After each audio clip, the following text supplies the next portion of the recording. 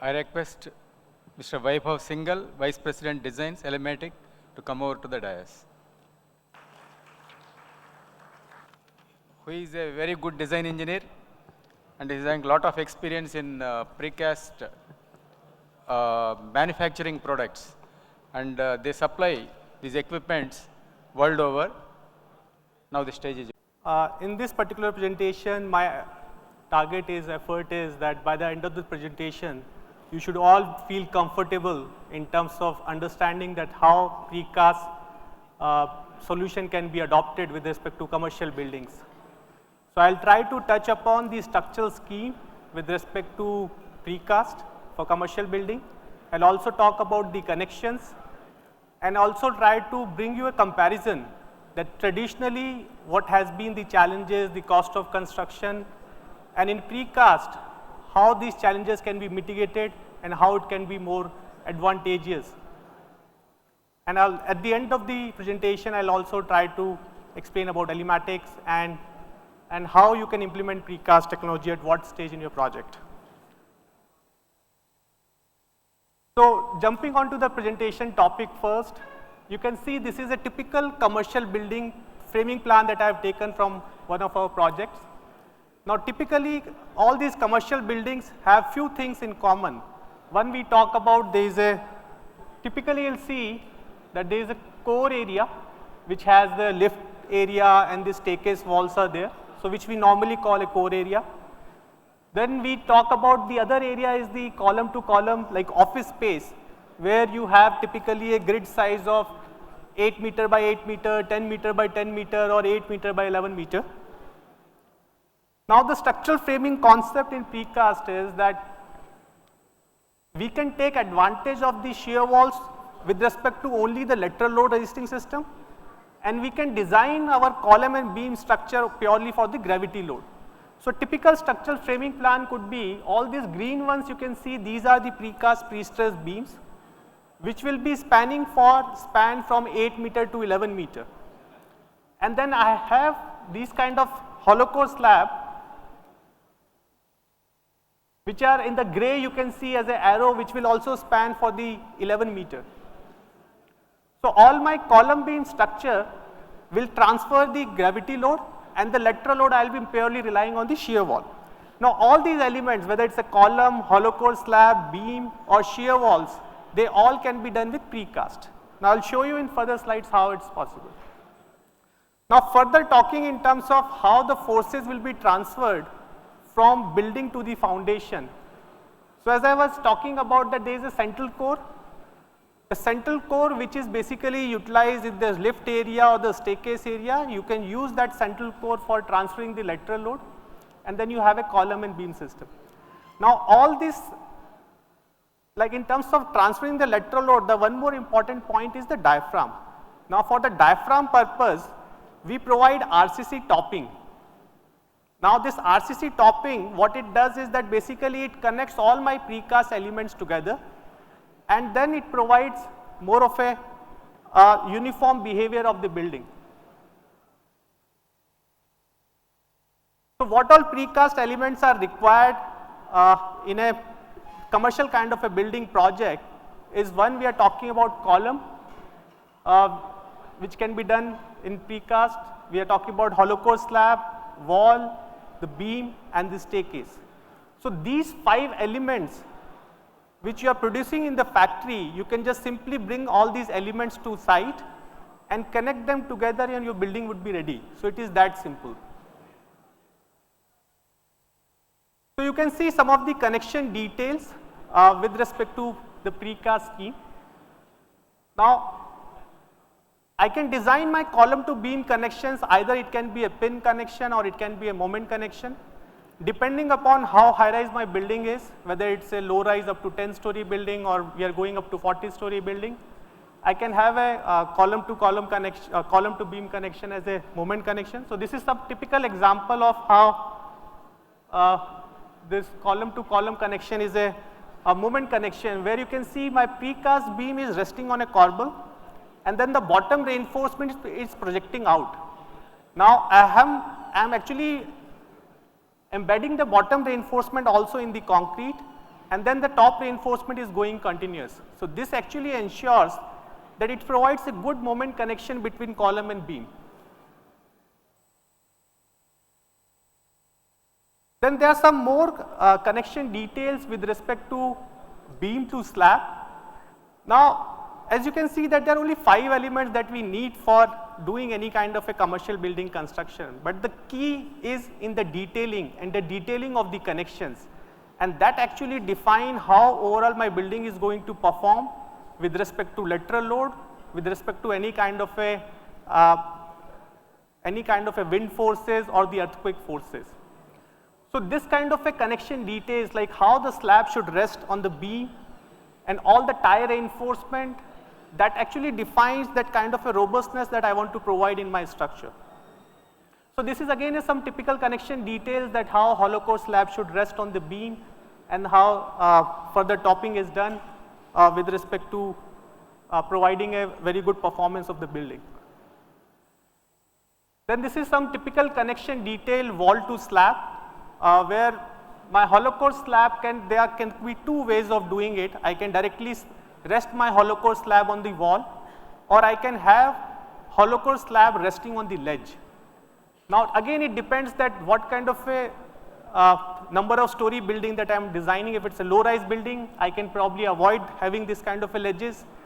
If it is a high rise building, I might have to provide ledges in the walls.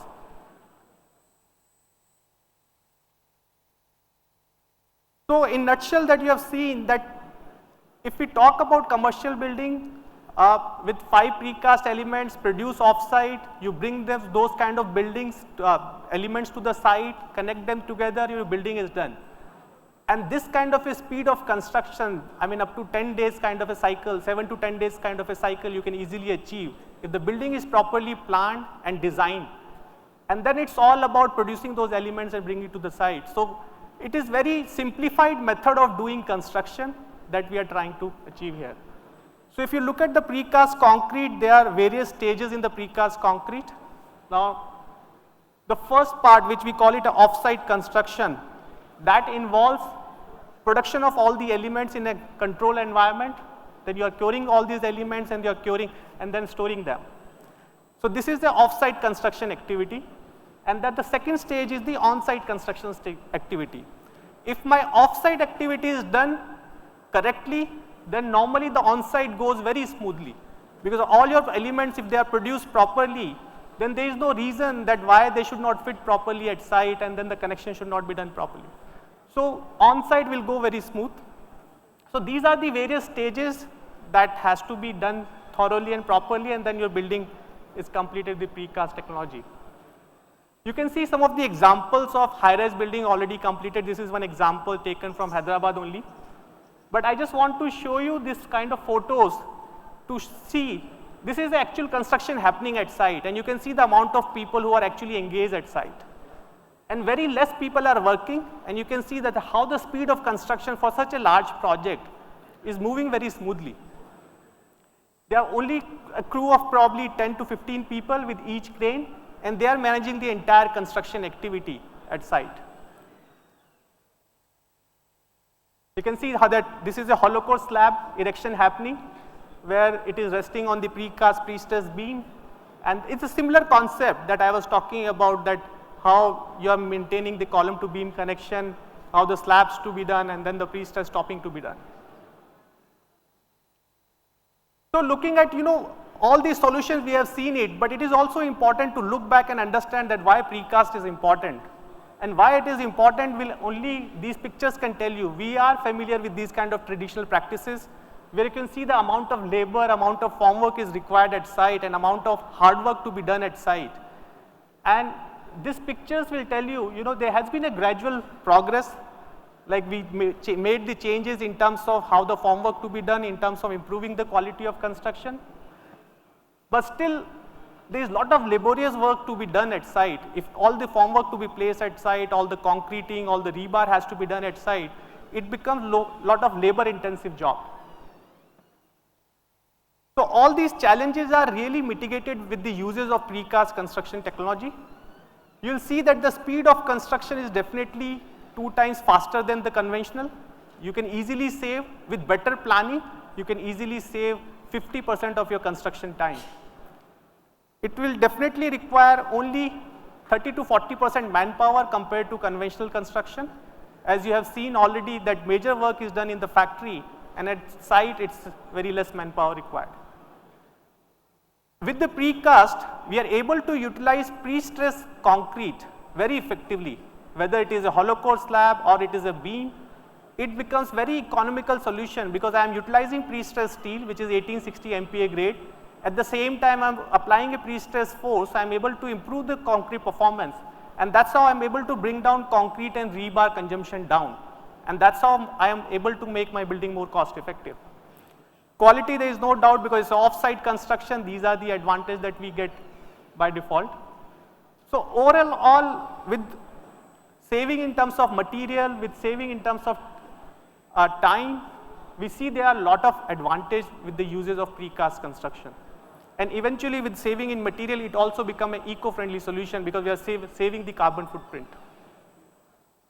So you can see the steel saving with the uses of pre-stressed precast concrete, you can definitely save steel up in of the order of 15 to 20%. You don't need any kind of a formwork at site, no shuttering is required at site. It is a safe environment to work. And overall, my building maintenance also goes down because the quality of concrete is better. You will have no seepage problem, no leakage problem at site. Your maintenance cost will go down. And most importantly, the curing of the concrete. Now, when you are able to cure all your precast elements in a factory environment, you are able to save water. And that we keep on seeing in the conventional construction, that a lot of water is wasted at site because of the curing happening at site. So this kind of wastage of potable water can be limited with respect to precast construction utilization. Yeah. So if we look at the precast competitiveness, majorly can be based on the material, that you are able to reduce the consumption of the material. The design is also important with respect to precast. You are able to achieve larger spans, you are able to have better utilization of the spaces. You are able to achieve good quality of the product and on the basis of the production, because everything is done in a controlled environment. So these are the reasons that why I would suggest that one should go with the precast. Now I have taken this comparison for a project where I try to pull up the data with respect to precast design as well as with respect to traditional design. In this case, I have taken an example up to a 15-story building, okay, where it's a again similar kind of a office building, 11.2 meter grid is there and moderate seismicity is there. Now if you look at it, if you go with the conventional system compared to you go with the precast system, in precast your concrete consumption would be of the order of 0.36 cubic meter per square meter. I am talking about superstructure. In conventionally, it would be of the order of 0.42 cubic meter per square meter. And the major difference you will see in terms of rebar, that in conventional, you are probably at the range of 40 to 45 kg per square meter, but in precast, you will be of the order of 28 kg per square meter. And then pre-stressing strands of 8 kg per square meter. So why this is, we are able to achieve, first of all, conventionally, you won't be able to achieve 600 mm depth of the beam for a 11 meter span. Now that is one advantage that you are able to achieve because of pre-stressing in precast solution with commercial building, that for 10-11 meter span I can restrict my beam depth to 600 mm only. At the same time, I am able to reduce my concrete and rebar consumption.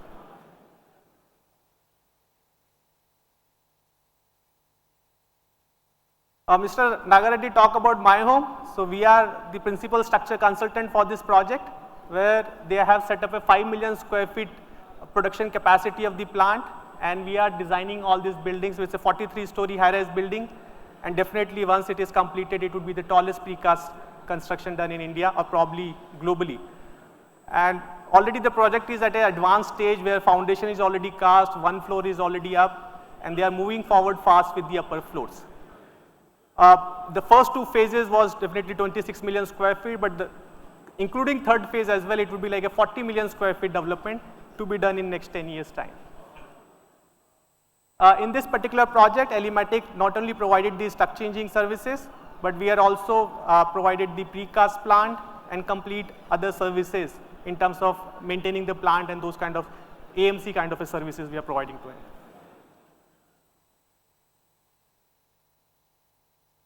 So now, talking about the Elematic in brief, we are a 60 years old company.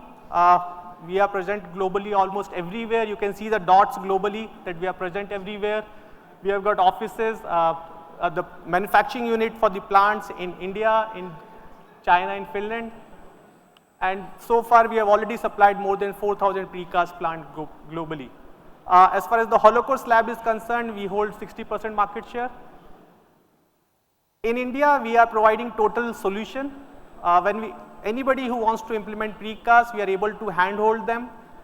In the morning, I was listening to a presentation, and he made a very good point that whenever a new technology is introduced, a handholding is very important, because just thinking that you have adopted a technology, it will solve your problem. It's not like that. You have to adopt a technology and you have to handhold for a certain period of time so that it becomes smooth for the person to adopt it fully. So that's what we are doing with all our customers. We are providing total solution right from the building design, plant design. We are supplying the precast plant and machinery. We are doing the plant installation. We are also helping the customer with the concrete mix design with the empaneled concrete mix experts that we have on our board. Because concrete mix design is also a very important subject when it comes to precast plant. We are doing also helping our customers in terms of providing training with respect to element production and installation, and also with respect to stockyard management. We have an in-house structure engineering team of 30+ structure engineers and BIM modelers. We are doing manufacturing of the plants from India, and we also have a service engineers team, and we have a 24/7 help desk.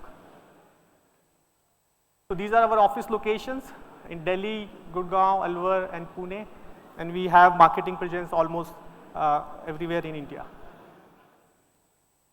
Just more focusing on the design side, I am heading the design team. Our major expertise in high-rise building design, precast buildings design.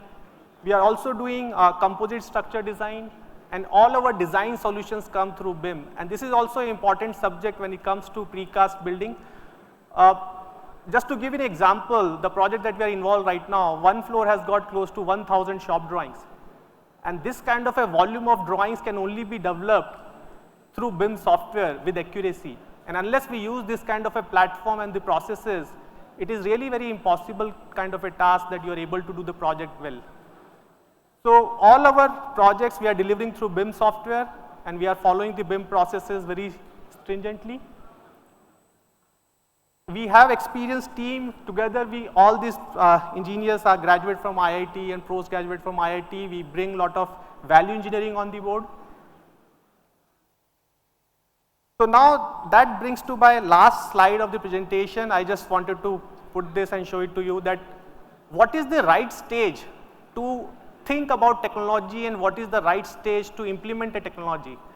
So this is a typical construction project timeline I have put up, where you can see primarily these are the stages of a project. There is a pre-concept stage where owners are doing the land survey. They are coming up with the initial concept that what kind of a land use they want to keep it, whether it's a residential, commercial, mall, those kind of things. So there is a pre-concept stage. Once the basic layout is done, then comes the concept stage where you are doing the appointment of various various consultants, probably structure consultant, MEP consultant, and other consultants. And then the design development happens, and then you are doing the tendering of the project, and then you are bringing the contractor on board, and then the construction and the post-construction stage is happening. Now all these stages, the time which is very suitable and apt for anybody to utilize construction technology is the concept stage. So unless you make up your mind at a concept stage itself that which technology to be utilized, whether it's a steel structure, composite structure, precast structure, or hybrid concept, this should be thought through at a concept stage itself, and that's where you can make the maximum of the technology. So that's where it's the right time, if you thinking to adopt any particular technology, this is the right time to start having a discussion and appoint the consultant accordingly. And further, I also want to highlight one point with respect to design development and construction management. It would be a very good practice if all the further stages of a project are done through BIM and you are able to track your project progress, you are able to extract all your deliverables through BIM software. So that's how it will become more accurate and predictable. With this, brings to my end of the presentation. Thank you. Thank you for listening patiently.